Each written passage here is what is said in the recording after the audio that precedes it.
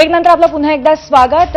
बातमी महत्त्वाची आहे। अर्थातच बीडमधनं मस्साजोगचे सरपंच संतोष देशमुख यांचे बंधू धनंजय देशमुख हे आज टॉवरवरती चढून आंदोलन करणार आहेत। संतोष देशमुख हत्या प्रकरणामध्ये वाल्मिक कराडला आरोपी करावं आणि त्याच्यावरही मकोक्का लावण्यात यावा अशा पद्धतीची त्यांची मागणी आहे आणि म्हणूनच धनंजय देशमुख हे आंदोलन करणार आहेत।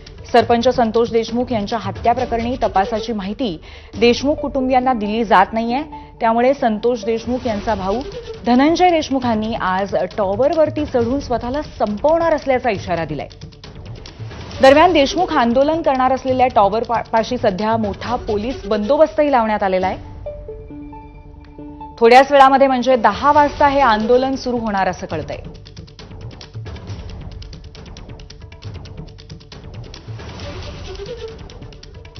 एक वैयक्तिक माझ्या कुटुंबाचं असं आंदोलन असेल की जे टॉवर आहे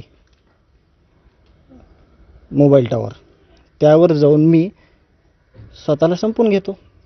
त्याचं कारण असं आहे की हे जर आरोपी ह्याच्यातले सोडले तर उद्या हे पण माझा खून करतील, हे पण मला अशाच निर्घुण पद्धतीनं मग माझ्या कुटुंबात न्याय मागणारं कोणी नसेल आणि माझ्या भावाला पण वाटेल की चला आपला भाऊ स्वतः संपला।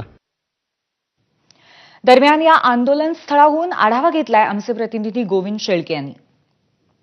संतोष देशमुख हत्या प्रकरणामध्ये वाल्मिक कराड याच्यावर सुद्धा मकोकाखाली कारवाई करावी आणि त्यासोबत खुनाचा गुन्हा दाखल करावा अशी मागणी आता देशमुख कुटुंबीय करतायत। खरं तर सुरुवातीपासूनच या मागणीसाठी नागरिक जोर धरत होते, वेगवेगळे राजकीय नेते बोलत होते।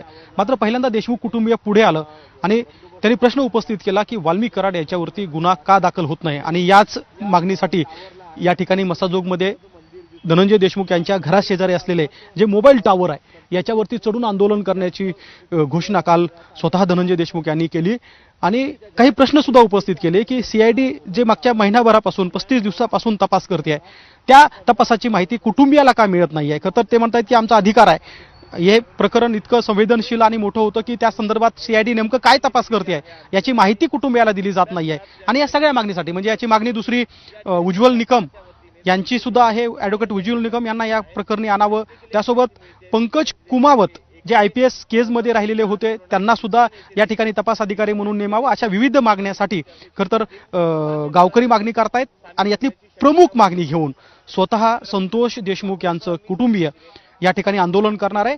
संतोष देशमुख यांच्या कुटुंबियांची जी प्रमुख मागणी आजची आहे ती असणार आहे वाल्मिक कराड यांना संतोष देशमुख यांच्या हत्या प्रकरणातील आरोपी बनवावं आणि त्यांच्यावर मोका अंतर्गत कारवाई करावी आणि ज्या टॉवरवर चढून आंदोलनाची घोषणा करण्यात आली त्या टॉवरखाली आपण बघतो की रात्रीपासूनच मोठ्या प्रमाणात पोलीस बंदोबस्त लावण्यात आला आहे। आता सकाळी काही अधिकारी पोलीस कर्मचारी गावामध्ये पोहोचतायत।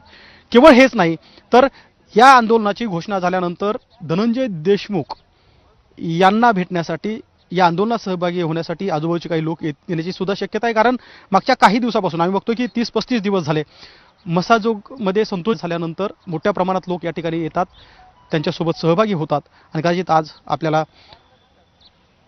धनंजय देशमुख यांच्या समेत सुद्धा काही लोक या ठिकाणी पाहायला मिळू शकतात। कॅमेरामन धनंजय दारुंटेसह गोविंद शेळके, ABP माझा, मस्साजोग, बीड। एकीकडे संतोष देशमुखांचे भाऊ धनंजय देशमुख